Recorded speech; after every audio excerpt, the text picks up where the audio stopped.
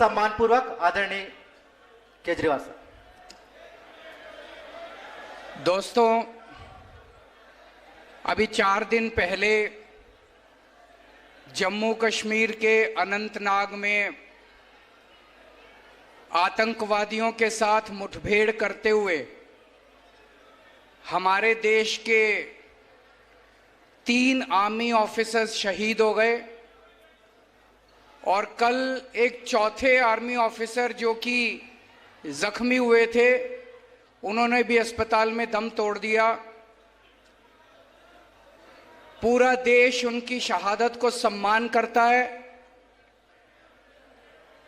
उनकी आत्मा को शांति मिले, भगवान उन्हें अपने चरणों में स्थान दे, इसके लिए मेरी आपसे गुजारिश है कि 2 मिनट खड़े होकर उनकी आत्मा की शांति के लिए हम सब लोग मौन रखेंगे।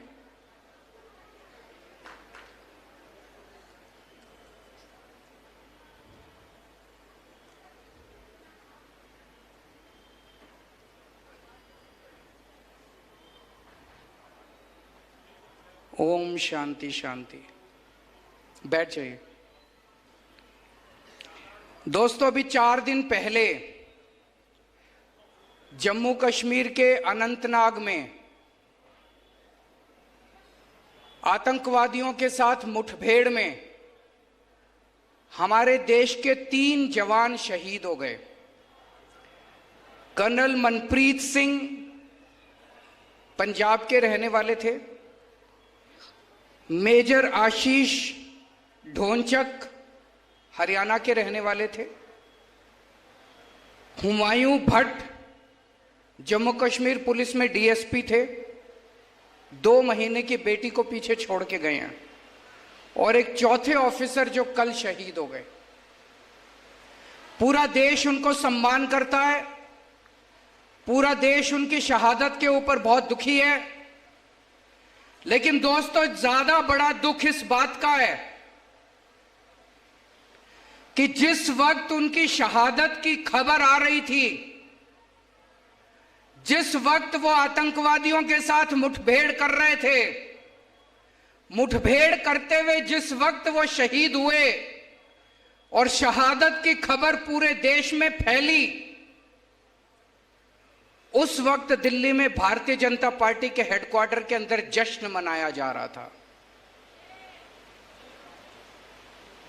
हम ये मान सकते हैं कि जब बीजेपी वालों ने जश्न मनाना शुरू किया होगा तब तक खबर नहीं मिली होगी, लेकिन जिस वक्त वो जश्न मना रहे थे तब तक पूरे देश में खबर फैल चुकी थी। देश के प्रधानमंत्री, देश के रक्षा मंत्री, देश के गृह मंत्री, तीनों वहां पे बीजेपी हेडक्वार्टर में मौजूद थे और जश्न मना रहे थे। टीवी पे चल रहा था कि वहां पे हमारे 3 आर्मी ऑफिसर्स शहीद हो गए। क्या जश्न को रोका नहीं जाना चाहिए था? जश्न को बीच में रोकना नहीं चाहिए था? क्या जश्न मनाना सही था? पूरे देश को बड़ा दुख हुआ। मैं देख रहा हूं आज 1 लाख से ज्यादा लोग यहां मौजूद हैं। दूर तक, जहां तक नजर जा रही है, लोग मौजूद हैं। बारिश बार बार आ रही है, लेकिन लोग भी डटे हुए हैं। अभी तक लोगों के सर दिखाई दे रहे थे, अब कुर्सियां दिखाई दे रही है। सबने अपने सर पे कुर्सियां रख ली। आपको मैं नमन करता हूं, आपका शुक्रिया अदा करता हूं दिल से कि आप लोग यहां डटे हुए हैं। और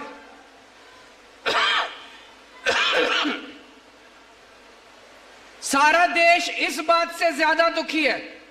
हमारा पहला दुख है कि हमारे 4 आर्मी ऑफिसर्स शहीद हो गए। हमारा दूसरा बड़ा दुख है कि हमारे देश, जब वो हमारे जवान, हमारे आर्मी ऑफिसर शहीद हो रहे थे और मुठभेड़ में मारे गए, हमारे देश के प्रधानमंत्री, गृह मंत्री और डिफेंस मिनिस्टर जश्न मना रहे थे। तीसरा बड़ा दुख है, आज 4 दिन हो गए इस बात को 4 दिन पहले वो मुठभेड़ में शहीद हुए थे। अभी तक प्रधानमंत्री ने उनके दुख में 2 शब्द नहीं बोले हैं, एक ट्वीट नहीं किया। हर चीज पे ट्वीट करने वाले प्रधानमंत्री, हर चीज पे ट्वीट करने वाले गृह मंत्री, हमारे देश के 3 जवान शहीद हो गए आतंकवादियों से मुठभेड़ करते करते। क्या मजबूरी है? आपके मुंह से जबान क्यों नहीं निकल रही है? आपको क्या दुख नहीं होता? इनको देश से कोई लेना देना नहीं है। अभी थोड़े दिन पहले सारी देश की 28 विपक्षी पार्टियों ने मिलकर एक गठबंधन बनाया। सुना आप लोगों ने? एक गठबंधन बनाया देश की 28 पार्टियों ने मिलकर, उसका नाम रखा इंडिया। 28 पार्टियों ने मिलकर गठबंधन बनाया, उसका नाम रखा इंडिया। इन लोगों को इतनी चिढ़ मची, ये बीजेपी वाले इतने बौखला गए, बोले हम भारत का नाम बदलेंगे, अब इंडिया नहीं बोलेंगे। अरे तुम्हारे पिताजी का इंडिया, 140 करोड़ लोगों का इंडिया है, 140 करोड़ लोगों का इंडिया, तुम्हारे पिताजी का इंडिया नहीं है। इंडिया हमारे दिल में बसता है, भारत हमारे दिल में बसता है, हिंदुस्तान हमारे दिल में बसता है। अरे किस किस के दिल से निकालोगे तुम इंडिया? एक बार जोर से सारे जने बोल दो, I love my India, I love my India, I love my India. हम अपने भारत से प्यार करते हैं। भारत माता की, भारत माता की। हम अपने हिंदुस्तान से प्यार करते हैं। सारे जहां से अच्छा। मैं बीजेपी वालों को चैलेंज करना चाहता हूं, हिम्मत है तो इंडिया का नाम बदल के दिखाओ तुम। 140 करोड़ लोगों का इंडिया है, 140 करोड़ लोगों के दिल में बसता है इंडिया। थोड़े दिन पहले तक, पिछले साल तक ये लोग प्रोग्राम चलाते थे, digital India, stand up India, क्या क्या था, make in India, skill India, है जी, ले देखो इंडिया। ये इतने प्रोग्राम चलाते थे इंडिया इंडिया पे। ऑपोजिशन वालों ने अपना नाम इंडिया रख लिया तो कहते हैं हम इंडिया नाम बदलेंगे।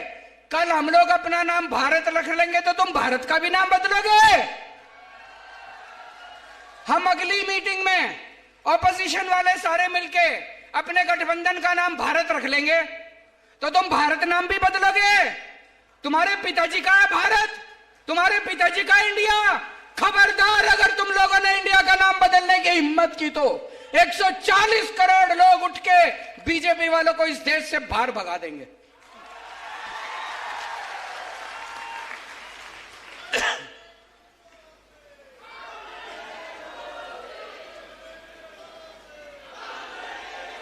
दोस्तों, पहले दिल्ली के लोग बहुत दुखी थे। एक बार ये पार्टी, एक बार वो पार्टी, एक बार ये पार्टी, दोनों ने सेटिंग कर रखी थी, 5 साल तुम, 5 साल हम, 5 साल तुम, 5 साल हम।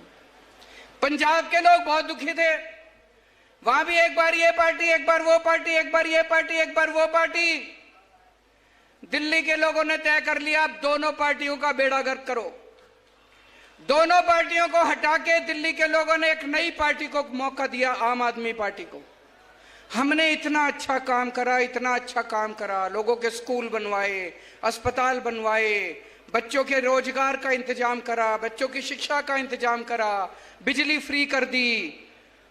3 बार लोगों ने जम के बहुमत दिया हमको, 3 बार, तीसरी बार सरकार बन गई हम लोगों के पंजे। फिर पंजाब में पंजाब में लोगों ने इतना भारी बहुमत दिया, पंजाब के लोगों को पता चला अरे दिल्ली के लोग तो बड़े खुशहाल हैं, दिल्ली के लोग तो बड़े सुखी हैं, हम भी देंगे इनको मौका। पंजाब के लोगों ने मौका दिया। अभी मैं 3 दिन पंजाब का दौरा करके आ रहा हूं। पंजाब के लोग भी बहुत खुश हैं, वहां भी स्कूल बनने लग गए, अस्पताल बनने लग गए, लोगों का इलाज मुफ्त होने लग गया, पंजाब में बिजली मुफ्त हो गई। छत्तीसगढ़ वालों, आप भी एक मौका आम आदमी पार्टी को देके देखो। इन दोनों पार्टियों को भूल जाओगे, मैं कह रहा हूं। एक मौका दे दो, अगले 50 साल तक आप इन दोनों पार्टियों को वोट नहीं दोगे, मेरा चैलेंज है। मैं आज आपको 10 गारंटी देके जा रहा हूं।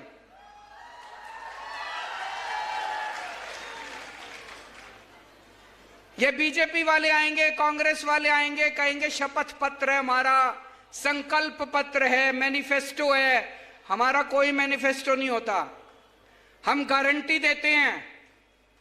आजकल इन्होंने हमारी गारंटी शब्द भी ले लिया। कांग्रेस वाले भी कहते हैं गारंटी देंगे, बीजेपी वाले भी कहते हैं गारंटी देंगे। उस पे भरोसा मत करना। केवल केजरीवाल की गारंटी असली गारंटी है, बाकी सब फर्जी गारंटी है।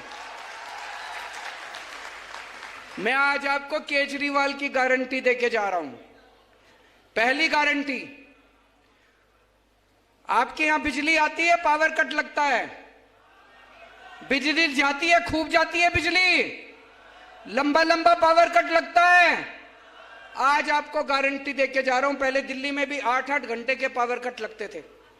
पंजाब में 1.5 साल पहले सरकार बनी है, उसके पहले 10-10 घंटे के पावर कट लगते थे।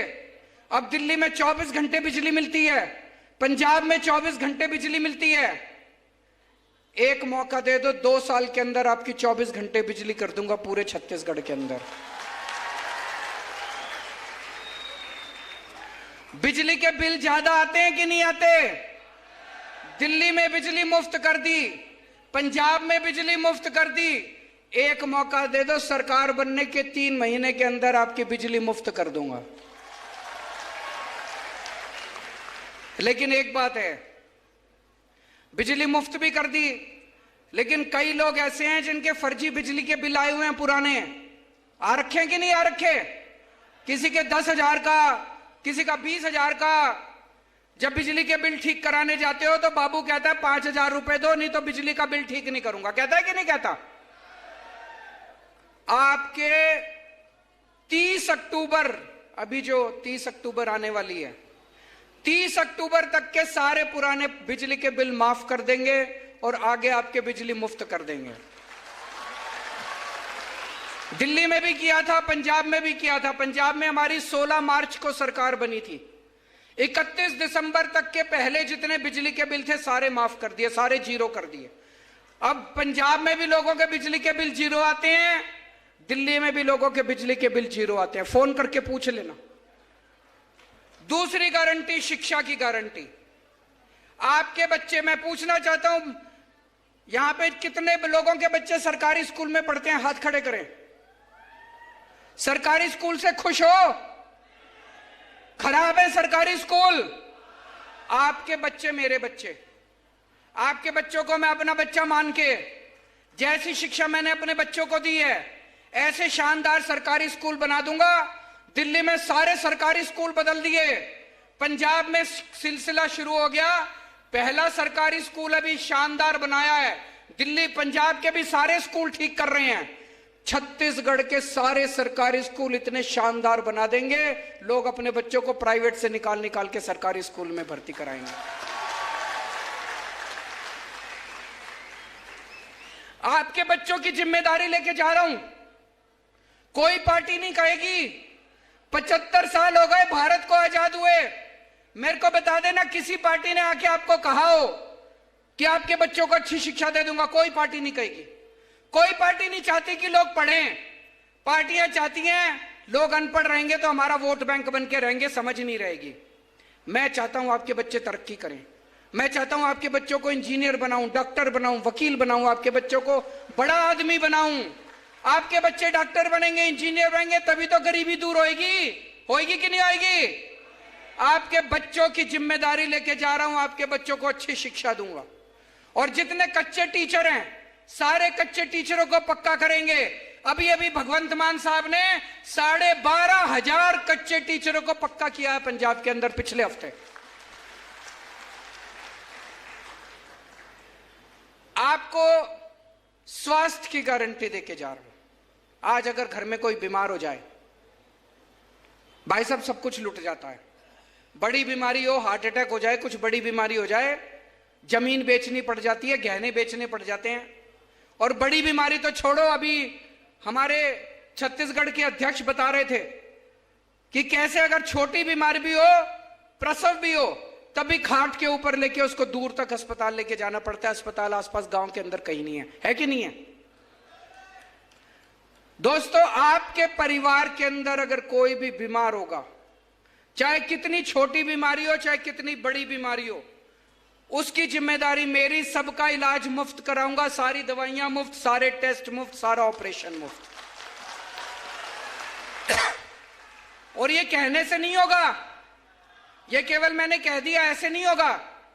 उसके लिए हमें खूब सारे मोहल्ला क्लिनिक खोलने पड़ेंगे। दिल्ली में 550 मोहल्ला क्लिनिक चल रहे हैं, पंजाब में 650 मोहल्ला क्लिनिक शुरू हो गए। छत्तीसगढ़ के गांव गांव के अंदर मोहल्ला क्लिनिक खोलेंगे। आपके अपने बीमार आदमी को आपको खाट पे दूर लेके जाना नहीं पड़ेगा। आपके गांव में एक मोहल्ला क्लिनिक, गांव क्लिनिक खोलेंगे, गांव क्लिनिक। उसमें आपकी सारी दवाइयां फ्री होगी, सारे टेस्ट फ्री, सारा इलाज फ्री।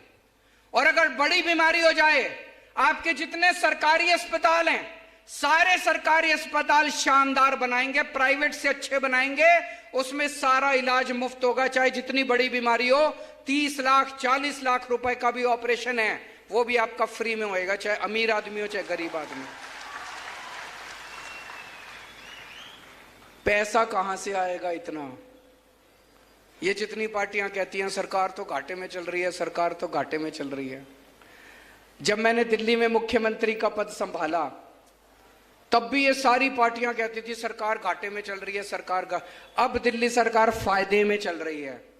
मैंने सबकी बिजली मुफ्त कर दी, शानदार स्कूल बना दिए, सबके बच्चों को फ्री में शिक्षा दे रहा हूं, सबका इलाज मुफ्त कर दिया। फिर भी मेरी सरकार फायदे में चल रही है, घाटे में नहीं चल रही। 1.5 साल पहले भगवंत मान साहब ने पंजाब का कार्यभार संभाला।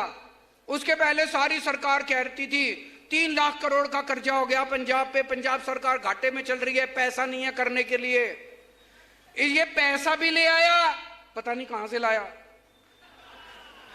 और सबकी बिजली भी मुफ्त कर दी। 650 मोहल्ला क्लिनिक भी खोल दिए। अभी किसानों की फसल बर्बाद हुई थी, उनको खूब मुआवजा भी दिया। सारे काम कर रहा है। इसके पास तो पैसे की कमी नहीं है। क्यों? ईमानदार आदमी है। ईमानदार सरकार चुनो, पैसे की कोई कमी नहीं है। इन लोगों ने जो लूटा इतने साल से, इन्हीं से पैसा निकलवाएंगे। इतनी रेड मारी है भगवंत मान ने पंजाब में, पुराने नेताओं पे, पुराने मंत्रियों पे नोट गिनने की मशीनें निकली हैं उनके घरों से, इतने नोट निकले हैं। उन सारे नोटों से उनसे पैसा ले लेके, पैसा वापस ले लेके जनता का इलाज मुफ्त कर दिया, जनता की शिक्षा मुफ्त कर दी। भ्रष्टाचार खत्म करेंगे। एक एक पैसा छत्तीसगढ़ का जो ये लूट के ले गए हैं, इनसे सारा पैसा वापस लेंगे और एक एक पैसा छत्तीसगढ़ के लोगों के विकास के ऊपर खर्च होगा। दूसरी बात, आप जब पटवारी के पास काम कराने जाते हो, दफ्तर में काम, पैसे मांगते हैं कि नहीं मांगते? ये रिश्वतखोरी बंद करेंगे। दिल्ली में हमने एक फोन नंबर दिया है 1076, दिल्ली से ही लगता है, यहां से नहीं लगेगा। उस नंबर पे फोन करो, आप बोलो मेरे को राशन कार्ड बनवाना है, वहां से आवाज आएगी हम आपके घर कितने बजे आए राशन कार्ड बनाने। आपको राशन कार्ड बनाने के लिए कहीं जाने की जरूरत नहीं है। आपके घर आती है सरकारी अफसर, आपके घर आता है काम करने के लिए। छत्तीसगढ़ में होना चाहिए नहीं होना चाहिए? रिश्वतखोरी बंद करेंगे, भ्रष्टाचार बंद करेंगे।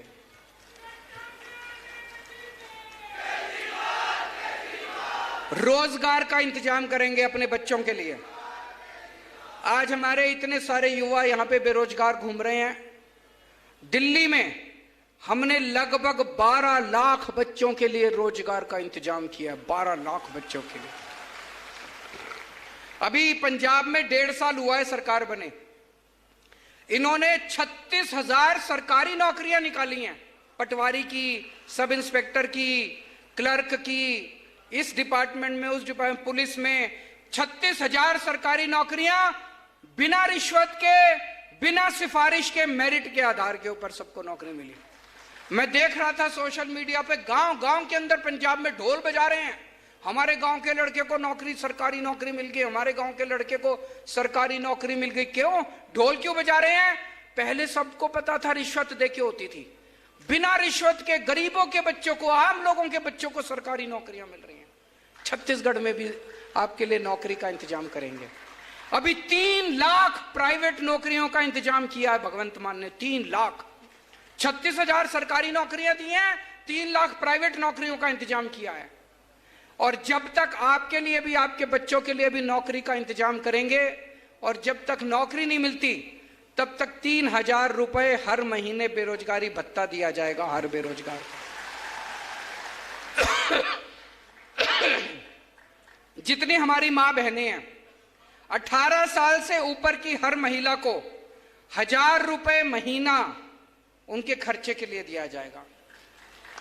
हमारी बेटियां हैं, कॉलेज जाना है, कॉलेज जाने के पैसे नहीं है, कई लड़कियों की पढ़ाई छूट जाती है, उनकी कॉलेज की पढ़ाई पूरी हो जाएगी।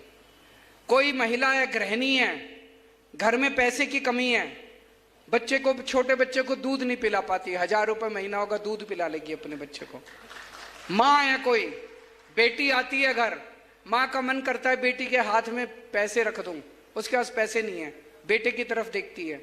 अब उसको, माँ को किसी बेटे से पैसे लेने की जरूरत नहीं है, अब वो अंदर जाएगी, अपनी पोटली से आम आदमी पार्टी वाले 1,000 रुपए निकालेगी और उसके हाथ में रख देगी, अपनी बेटी के हाथ में।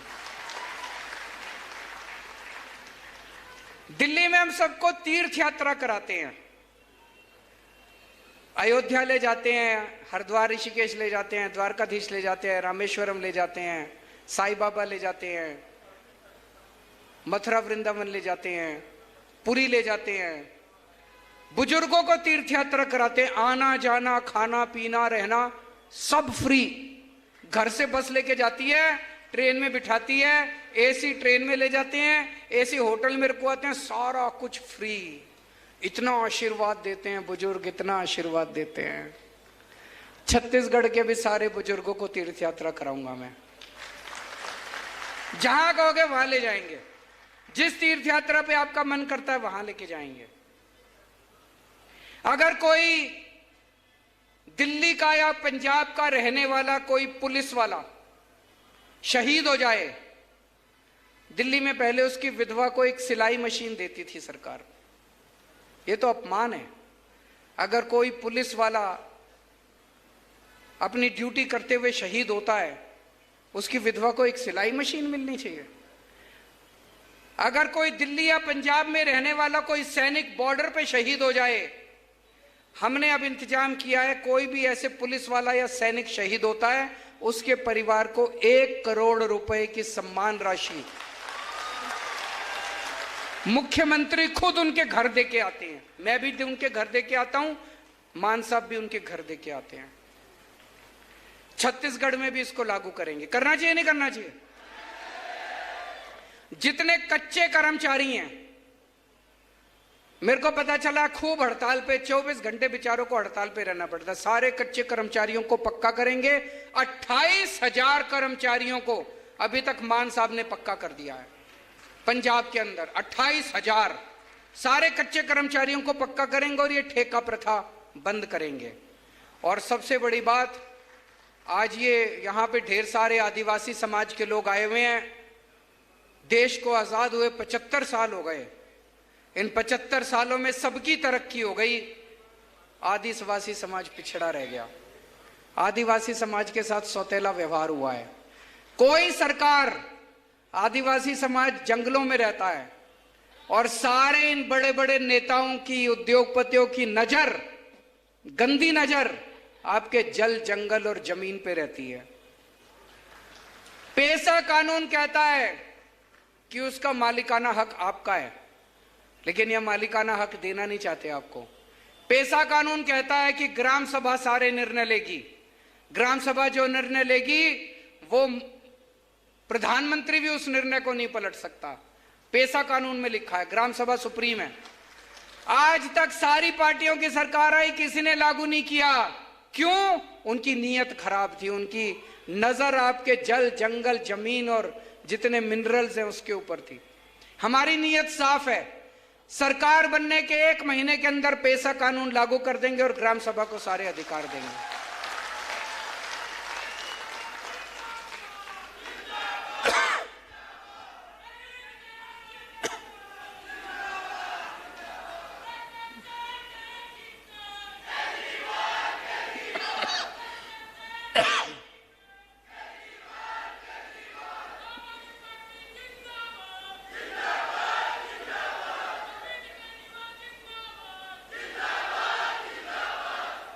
जवान फिल्म के बारे में सुना है? किस किस ने देख ली? बाकी जने भी देख लेना, बहुत अच्छी पिक्चर है। शाहरुख खान का उसमें एक डायलॉग है, देखा सोशल मीडिया पे चल रहा है डायलॉग शाहरुख खान का।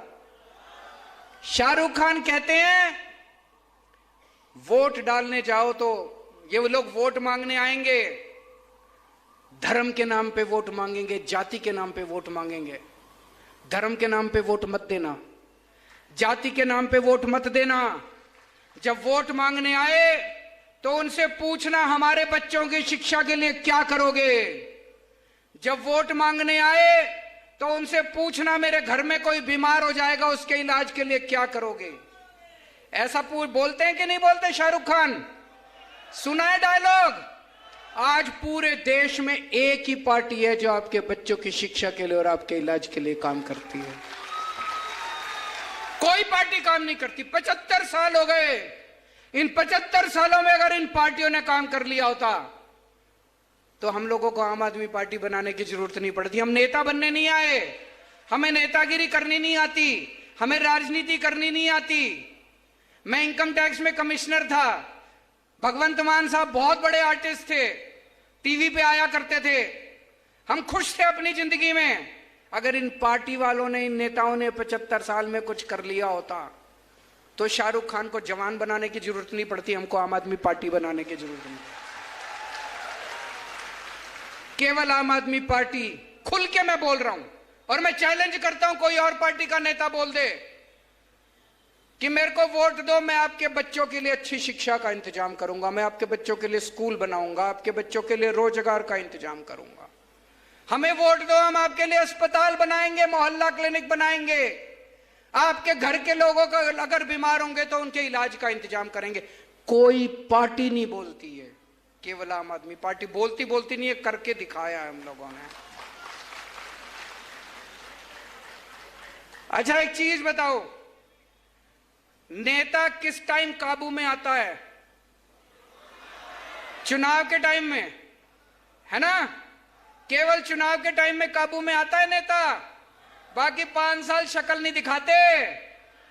5 साल चुनाव के टाइम में आते हैं, आपके सामने आपके पैर भी पड़ते हैं, फोटो भी खिंचाते हैं आपके साथ, आपकी जी हजूरी भी करते हैं, झूठे झूठे वादे करके जाते हैं।